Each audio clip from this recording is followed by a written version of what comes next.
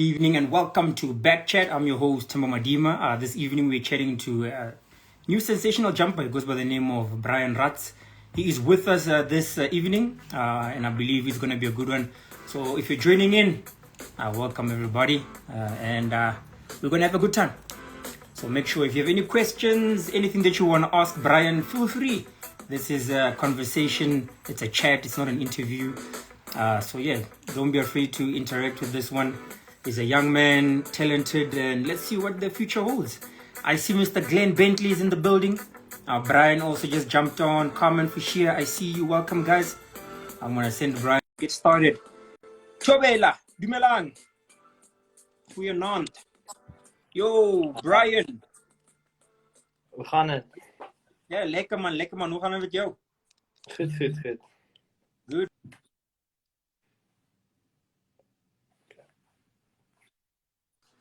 Yeah, I can hear you.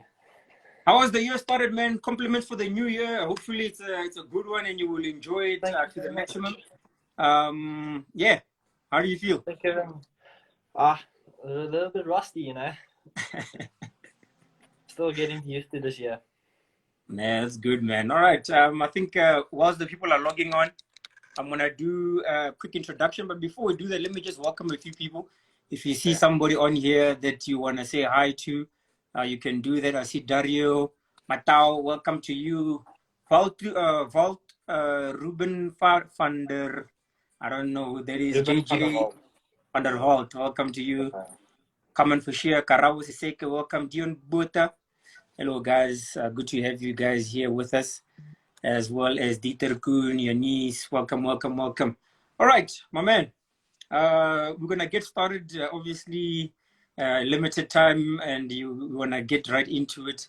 So, yeah, before we do that, I'm going to do an introduction so that everybody who's watching can know exactly who's in the building and who we're dealing with. And then we'll get started. How does that sound to you? Very good. Like that. You know, I like your CV, man. Your CV is short, it's sweet. It says this is a new man on the block, but, you know, because of circumstances, I do believe COVID also stole a bit of the thunder, but, you know, your CV is still beautiful, man. Ladies and gentlemen, welcome to BackChat. With us this evening, we've got the man who goes by the name of Raats. Listen very carefully. He is a World Under-20 Championship finalist, as well as the SA Under-18 High Jump Champion. Ladies and gentlemen, Raats. Good to be here. No, absolutely, man. Thanks for joining us. I really appreciate it. And, you know, I hope that everybody who is watching and listening will be able to learn something from you and also just enjoy asking questions and so on. I see a few people have joined. Kurt Kuto is in here. I see you, my brother. Aluta Continua. Who else is here? Ethan Noble is in here. Noble will do it. Welcome. I see you guys as well. Yeah. I see here Dion Bote says, my hero, with a few hearts. What else do we have here? Divan, Brayton 100. Yo, Brayton, we see you. Thanks for jumping in. I think that is Mr. Poole himself. All right, let's get started, man. So, Brian, tell me, you know, high jump is not something that you don't just wake up jumping high. You know, you don't just wake up one day and say, when I grow up. Where did this start for you? Were you jumping fences, jumping over tables, jumping onto the bed? How did this begin for you? Jumping over walls. That's a good start, man. Yeah. It started when I was a little boy. I never did high jump, but I started to jump and saw I've got potential in jumping. Yeah. One of my teachers in primary school told me I was tall enough to do high jump. Yeah. So in grade 5, he told me come try out, and I did, and I got into the team. So at that stage, were you like, okay, this is something I want to do? Were you doing any other sport? Were you running, or were you just rugby? Oh, rugby position. Fullback. Yo, fullback. I would have loved to tackle you, man. I don't play rugby, but I think I can tackle you there, Brian. I think I'd be okay. You can try. So tell us, so from rugby, at what point did you decide, you know what, high jump, this is the event I want to do? You know, it's obviously you're still young. At what point do you make the decision to say, I want to switch? Or is this something that happens as you get older and older? It was in lockdown with COVID and everything. So it was grade 10 2 years ago. Yeah. I was like, okay, because I was too thin for rugby. Like my body was as thin as possible, and then I knew the guys are getting bigger in rugby, so Yeah. I'm not gonna be able to compete with them. So Yeah. in grade 10 lockdown, I decided, okay, let's give high jump a try, and we'll see where it goes. So I started training hard for it, and then everything just kicked off from there. And it kicked off really well. I mean, if we look at how you've progressed over the past few years, I mean, people will even forget you are, you turned 18, yeah? You turned 18 last week, no? Yeah, last week's, Monday. Happy belated birthday from Backtrack. If you check under your seat, you'll find there's something that we left for you there. It's probably a coffee mug that you didn't put in the kitchen, but it is what it is. But so obviously just 18. So which means at 16 you discover that, okay, high jump is something I can do. 2021, obviously 2020, because of lockdowns, there isn't much competition. 2021, you win a national title, and then also qualify to go to the World Junior Championships. Tell us about that whole process, man. I mean, this is a big deal for somebody who decided they're gonna start this sport and just go for it. How was that feeling?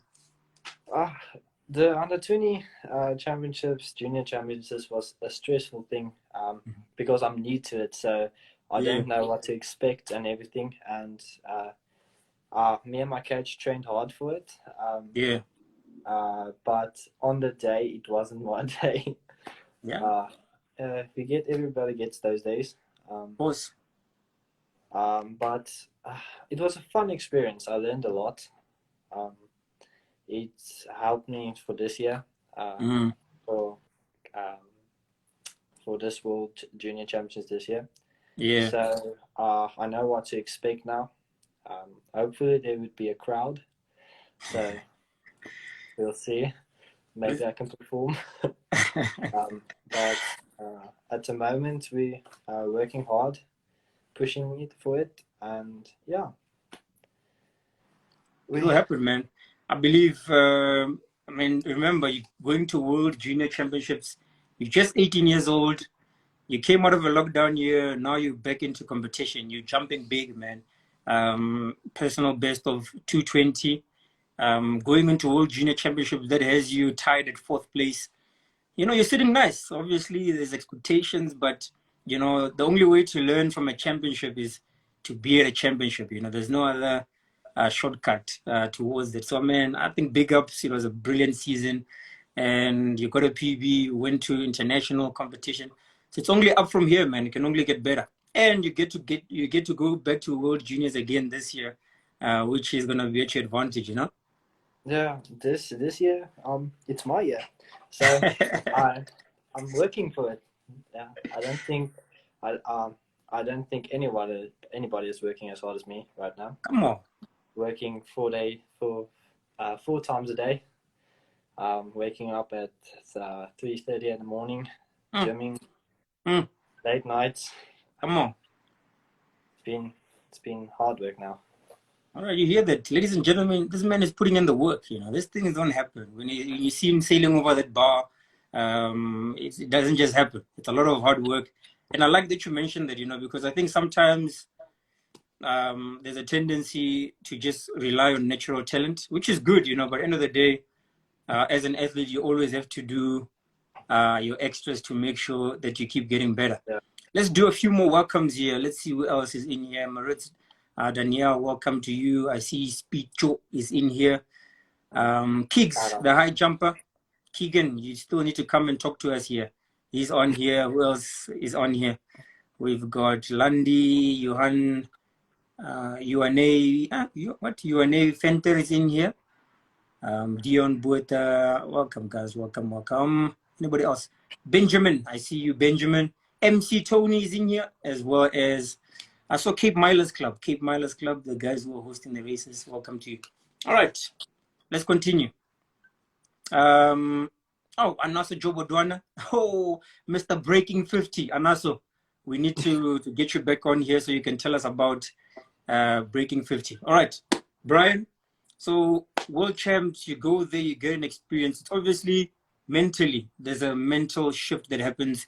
I think it's only natural. Once you've tasted competing with the best in the world, you just want more, you know. Can you explain how you felt, you know, when you got on just after the competition and also just coming back to South Africa? Was there a mental shift, you would say, or is things stay the same?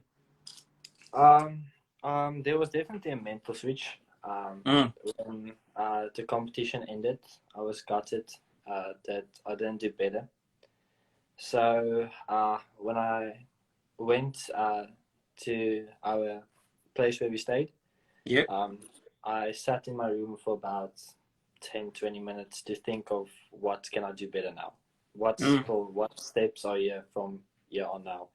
Yeah. And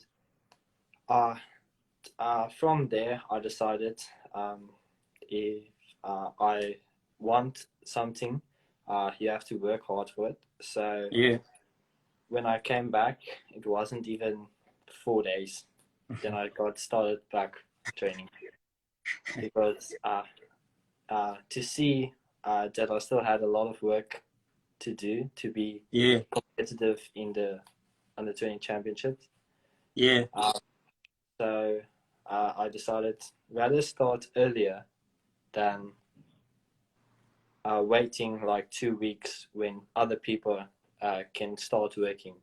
So I'm a firm believer in that when other people are sleeping, you should work, and that your work ethic determines your success. Yeah. So, yeah, it was like a real mental switch from there. Then I just started grinding. I love it, man. You know, for me, like mentality is, and you see it in most top guys. I mean, Anaso Jobodwan is in here. He knows about it. I see Ranti Dikhale just jumped in as well. You know, when you get to that level where you are at, you know, where you compete against the best in the world, it's almost automatic to think they're working harder. I think you must always think they're working harder.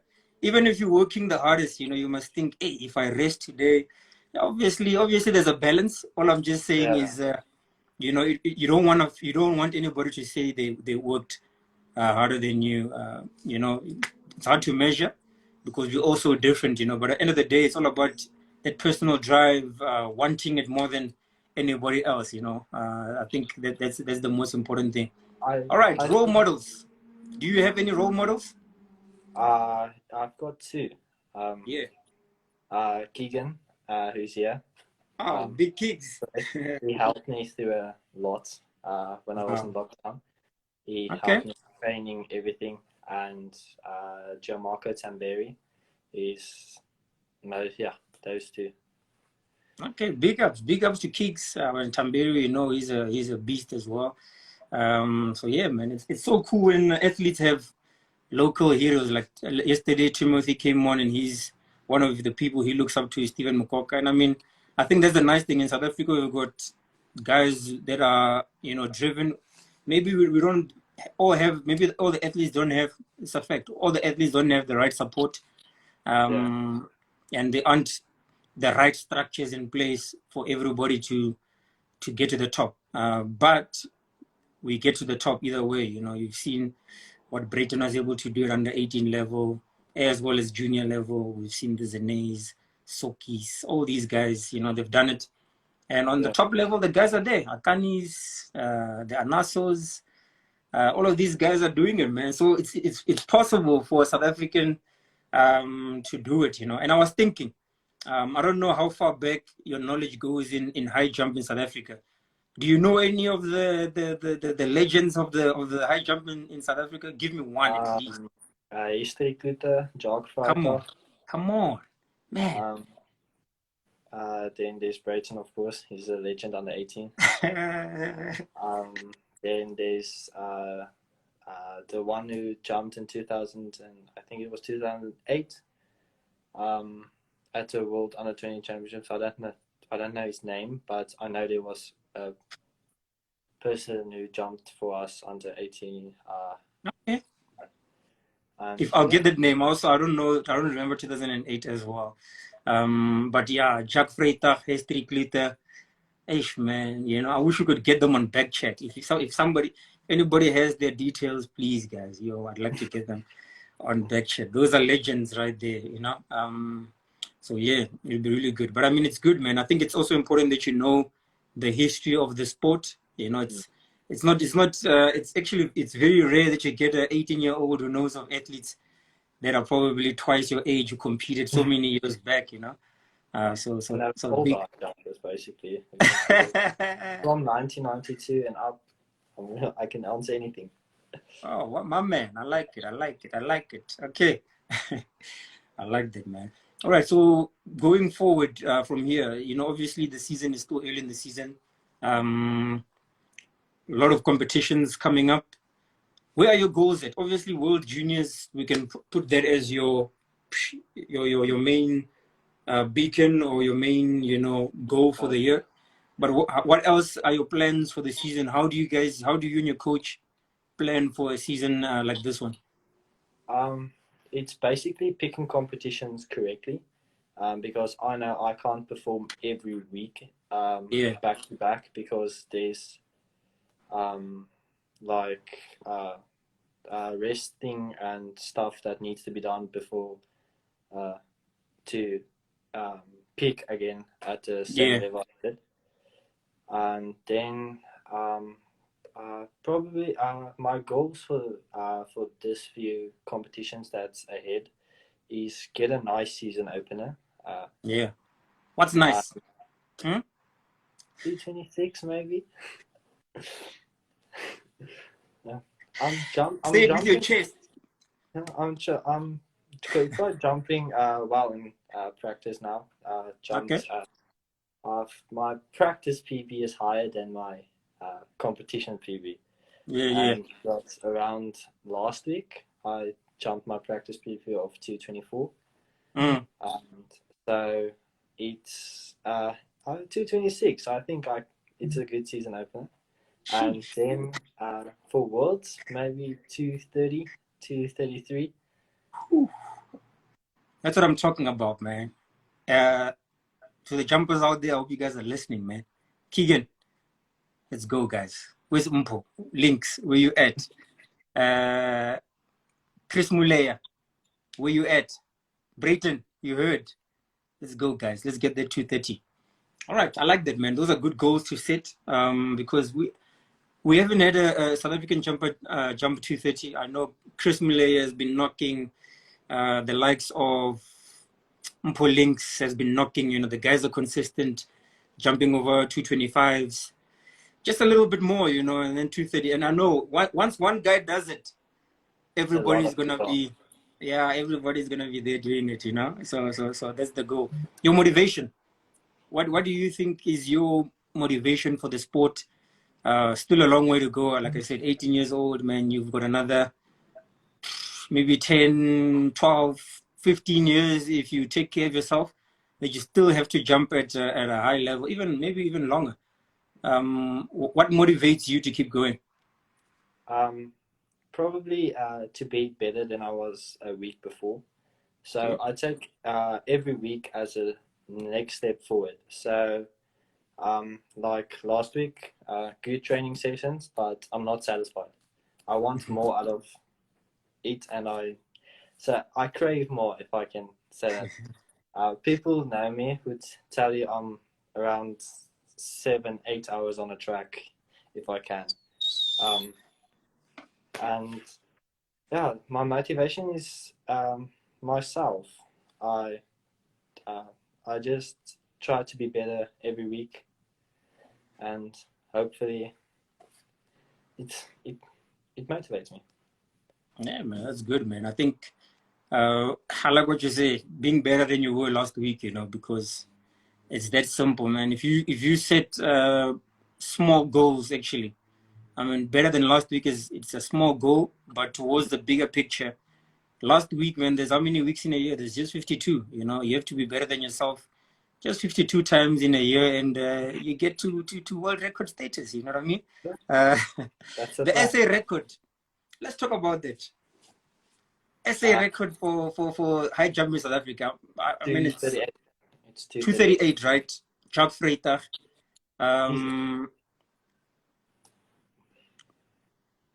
He's Do you think about that? I see Brighton is saying going to be a good year. Let's get it. Um, uh, what? So as the, tell me about the record.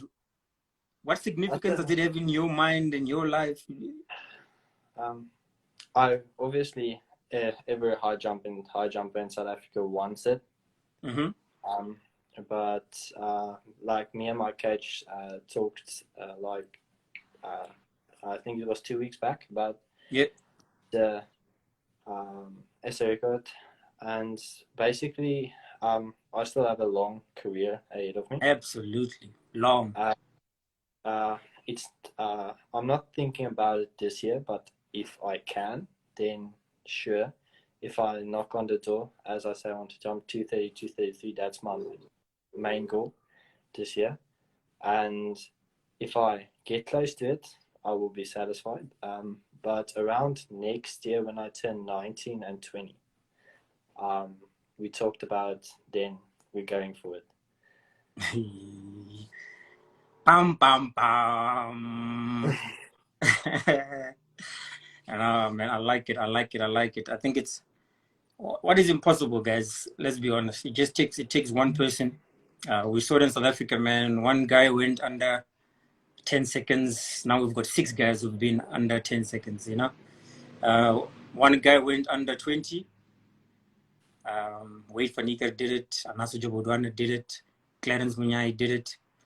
Akani Simbini did it. You know, it's just like that. And I'm telling you, I don't even want you guys to break records or anything.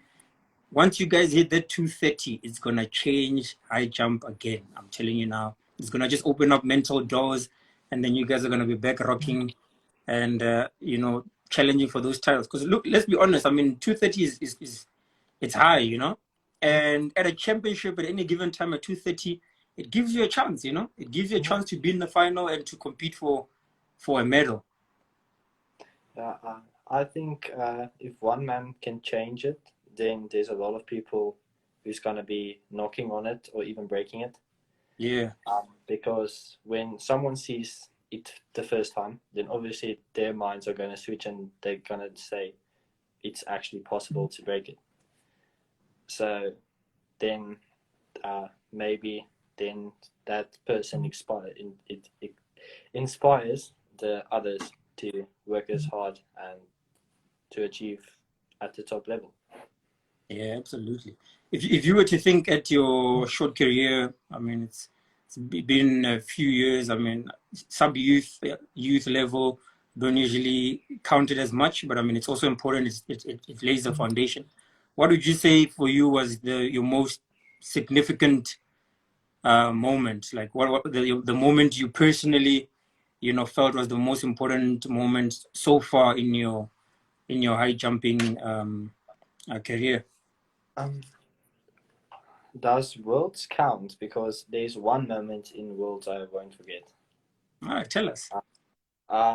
It's when they introduced us. So I'm a Christian, and I'm a firm believer that if you trust God, the rest will come. Yeah. But like it's hard work plus God equals success. Okay. And so I had an extra number, and before I asked my coach for a Koki pen, so I wrote a psalm. I think it was Psalm 121 verse 3. Yeah. And when they introduced us, I showed it. and that was the one special moment for me. I like it, man. I like it. You know, it's you know, somebody will think it's such a what about when you won this and what about when this happened, you know? But that's why I always ask the most significant moment for yourself, because you know when it comes to this sport, it's so personal. Athletics is a personal sport. It's an individual sport. Yes, there's a team around the individual that makes things happen, but you know, you've got moments in the sport where you have to use those moments to carry you through tough times as well as, you know, difficult times. So I mean, something like that, man, I think it's cool that you did that. It's unique, and you know, for yourself and for your faith, you know, it just builds you and your character. So I think that's important. Your coach, you know, young athletes, it's difficult. You know, when you're young, now you're turning Yeah. 18, you know, you're becoming clever. Hey, coach, this and that. How important is your relationship with your coach for you personally? What type of relationship do you have with your coach, if I may ask? Um, Me and my coach has more like a father son relationship. We're Yeah, yeah, close enough. I tell him everything. He tells me everything. And if I don't do well at training, he's straightforward with me and says this, that. And I think at a young level, to get a good coach is one of the most important things, because he lies the foundation, and you need to know exactly what he expects of you every day. yeah, So me and my coach works like this. He tells me today we're doing this, we do it, and if I want to do extra, I tell him, mm-hmm. and usually he says, "Okay, no, let your body rest. There's tomorrow," or something like that. But usually he lets me do extra reps, like in the gym or Yeah, yeah, something. I tell him, "Okay, let's do an extra set." As our me and his saying is, we put it in a bank. So that is a um, like, you know, when you put money in a bank, it yeah, grows. deposit. Yeah, Yeah, and then um, you use that when a competition, and you start feeling, okay, I did the extra, I can do this again. yeah. I like that. I like that. Put it in the bank, you know. Once it's in the bank, it's in the bank, man. It's just a matter of withdrawing when you want it. I see Yeah. here Ryan J.B. Coldman says, I am not a high jumper, but watching this man makes me feel to jump also. He brings hype. You know, talking about hype, man, that's one thing I can't forget, you know. Like, you know, when I watch you at competitions, and I can understand why you mentioned you wish there Oh, was crowds yeah. at Worlds. Okay. Always the Because best. I know the way you interact with the crowd and the way, you know, just watching the Twizzler and the Puma events, there's always a moment where everybody stops and they watch the high jump, and you know you're clapping. At the last Puma event, you're busy doing backflips and all these things, you know. And I think it's fun, and it's cool because it brings attention to the high jump. And I mean jumping over 220, man, it's, you know, when you watch from far it looks high. I don't even want to know what it looks like standing in front of that bar. And you know, that excitement and getting the crowd into it. Why do you think that's important for you? Um, uh, like I believe is the crowd isn't there just to watch. You need to interact with them.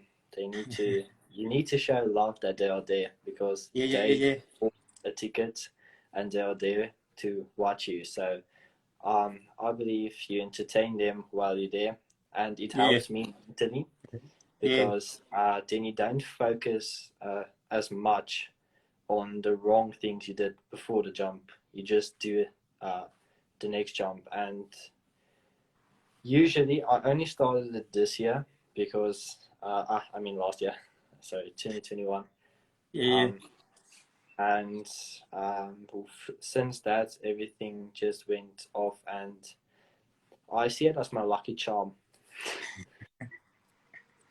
Yeah. I like it, man. I think it's cool because you know you see it with, even when you think of athletes like Luvo Manyonga, if I think Kotso Mokwena, you know, all these guys, they really worked well with the crowd. And it's also, you remember, I think, like for me personally, I always say there's no better day in the week than race day or competition day, you know? Yeah. That's the day, man. It's like being on a stage and it's time to shine, you know, and the people are there to watch you go over 220 and more, you know. So I like how you say it's not just for them to watch, you know, it's interact with them and make them feel part of the competition. That's what we need, man. That's what's gonna bring people from wherever they are. If they hear Brian is coming into town, or they hear that Akani or Wade or whoever, you know, is coming into town, and you know, and these people draw people into the stands, you know, it's a bonus, man. That's what we need end of the Yeah. day. It's gonna grow the sport.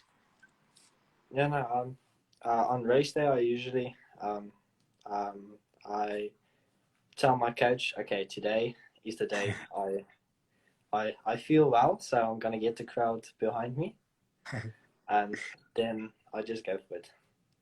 Absolutely. All right, Brian, we're gonna wrap it up, man. It was really good chatting with you. Can you just give a message to those who are watching?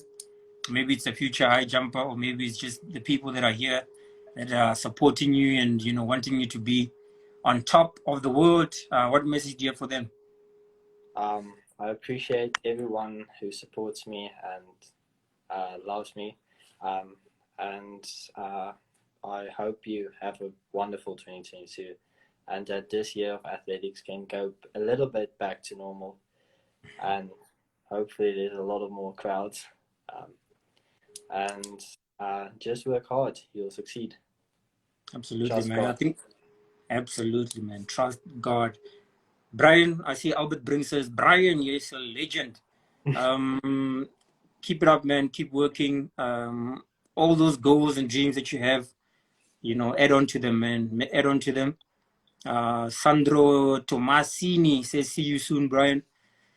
Keep working. From our side, you know, we'll always try support, and as long as we're at the meeting, we'll always bring the spotlight a bit to you as well.